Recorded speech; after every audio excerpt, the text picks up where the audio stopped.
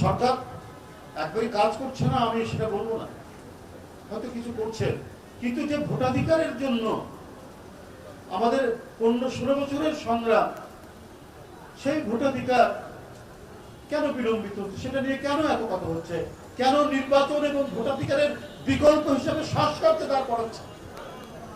সংস্কার কেন ভোটাধিকার আর গণতন্ত্রের বিকল্প হবে, নির্বাচনের বিকল্প হবে? আমরা ভোট নির্বাচন এবং ভোট প্রয়োগের কথা বললে আপনারা সরকার আরো কিছু কথা সেগুলোকে বিকল্প এনে দাঁড় করছেন। তো গণতন্ত্র মানেই তো নির্বাচন, গণতন্ত্র মানেই তো হচ্ছে ন্যায় বিচার। তো সেগুলো কি করছে? প্রয়োজনীয় সংস্কার বিএনপিও তো বলেছে বারবার, আপনি বিভিন্ন কমিশন গঠন করেছেন, তারপরে সেগুলো নিয়ে আলোচনা চলছে, আমাদের রাজনৈতিক দলগুলোর সাথেও বৈঠক হচ্ছে, বৈঠক তো শেষ পর্যায়ে যাবে। কিন্তু এই ডিসেম্বর জুনের এক ধরনের দোলনার মধ্যে কেন দুলছে বাংলাদেশের নির্বাচনী ওয়াদা? সরকারের নির্বাচনী ওয়াদা ডিসেম্বর আর জানুয়ারির মধ্যে এই যে পেন্ডুলামের মতো দোল খাচ্ছে, এটা কেন? এটা তো অন্তর্বর্তীকালীন সরকারকে তো এটা তো জবাব দেওয়া দরকার। দেশটা একেবারে মানে সোনায় সোহাগা হয়ে গেছে, মানুষের বাড়িতে বাড়িতে ওয়াসার পানির বদলে সেখানে দুধ বয়ে যাচ্ছে, এমন তো নয়।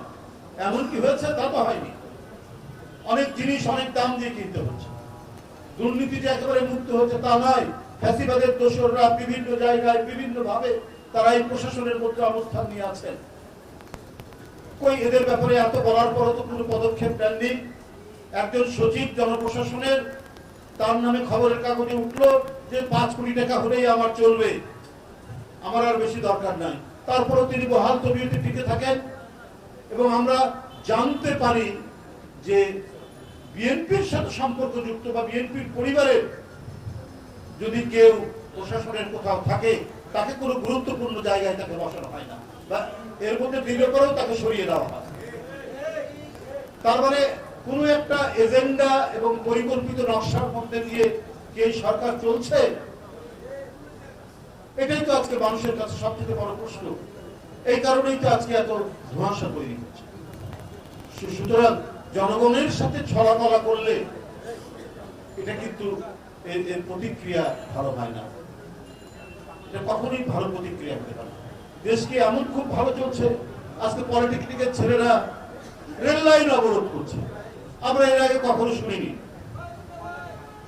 যে কোনো ইনস্টিটিউশনের ছেলেরা তারা তাদের ইনস্টিটিউশনে স্ট্রাইক করে, তাদের দাবি দেওয়া নিয়ে আন্দোলন করে, রেল লাইন অবরোধ। আর যে পলিটেকনিকের সামনে রেল লাইন নাই সেইখানে তারা সড়ক অবরোধ করে। তাহলে একটা সরকার ফাংশনাল হলে তাদের কি দাবি, সেই দাবিগুলো নিয়ে কথাবার্তা বলে জনগণকে দুর্ভোগ পাওয়াতে হচ্ছে কেন? কালকে 3.5 ঘন্টা লেগেছে এই পার্টি অফিস থেকে আবার বাসায় যেতে, যেখানে 30 মিনিট লাগার কথা। তাহলে এই বিষয়গুলো হচ্ছে কেন? এইটা কোনো মানে সরকার এইভাবে পরিচালিত হয় না। মানুষের প্রত্যাশা তো অনেক বেশি। মানে একটা ভয়ঙ্কর দৈত্য সুলভ এক রাক্ষসী ফ্যাসিবাদের পতনের পর একটা দায়িত্বশীল সরকার সব জায়গায় থাকে। এটা হচ্ছে সবারই কথা।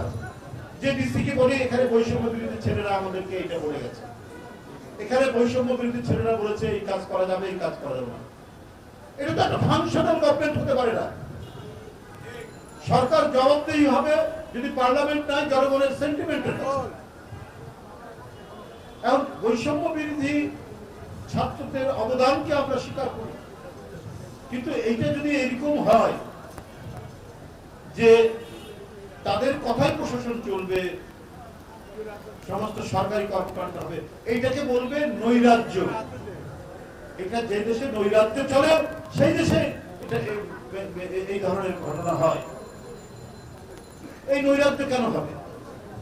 কেউ হয়তো অবশ্যই রাজনৈতিক দলগুলো প্রশাসনের সাথে কথা বলতে হয়, কাজ করতে হয়, যেতে হয়। অধিকাংশ জেলার প্রেসিডেন্ট সেক্রেটারি হয় অ্যাডভোকেট, অথবা যে কোনো পেশায় থাকতে পারে। নানা বিষয় নিয়ে মিটিং নিয়ে, জনসভা নিয়ে কোথায় করলে ভালো হয় না হয় এটা তো স্থানীয় প্রশাসনের সাথে কথা বলতেই হয়। বিসিএসপি বলে না এখানে তো বৈষম্য বিরোধী ছাত্ররা পড়ে গেছে, এইভাবে করা যাবে। আরে তাহলে আপনার জনপ্রশাসন কেন? আপনাদের সাথে আপনাদের ক্লায়েন্ট হচ্ছে রাজনৈতিক দলগুলো। রাজনৈতিক দলগুলোর সাথে আপনাদের আলাপ আলোচনা হবে, কথাবার্তা হবে, তারা রাজনৈতিক কর্মসূচি পালন করবে। আপনারা শান্তি শৃঙ্খলার জন্য রাজনৈতিক দলগুলোর সাথে আপনারা কথা বলবেন যে দেখেন এই এই জায়গায় সমস্যা হচ্ছে আপনারা। সেক্ষেত্রে ছাত্র নেতাদের সাথেও যে কথা বলা যাবে না তা তো কথা বলা যাবে, কিন্তু তারা যদি ডিক্টেট করে প্রশাসন তাহলে সেটাকে বলবে তো নৈরাজ্য। এটা হবে কেন? এটা তো হওয়ার কথা না। আমি শুনেছি প্রতিটা মিনিস্ট্রিতে নাকি করে একটা করে কমিটি আছে। তো এই যে 15-16 বছরের আন্দোলন, আমরা তো চেয়েছি একটা অবাধ সুষ্ঠু নির্বাচন, আমরা চেয়েছি আমাদের ভোটাধিকার নিশ্চিত করা, আমরা চেয়েছি আইনের শাসন নিশ্চিত করা। আমি যদি আজকে কোনো বিপদে পড়ি আমি আদালতে গিয়ে ন্যায় বিচার পাবো, এটাই হচ্ছে একটা গণতান্ত্রিক সমাজ, এটাই হচ্ছে একটা গণতান্ত্রিক রীতি। আমরা সেইটার জন্য সংগ্রাম করছি।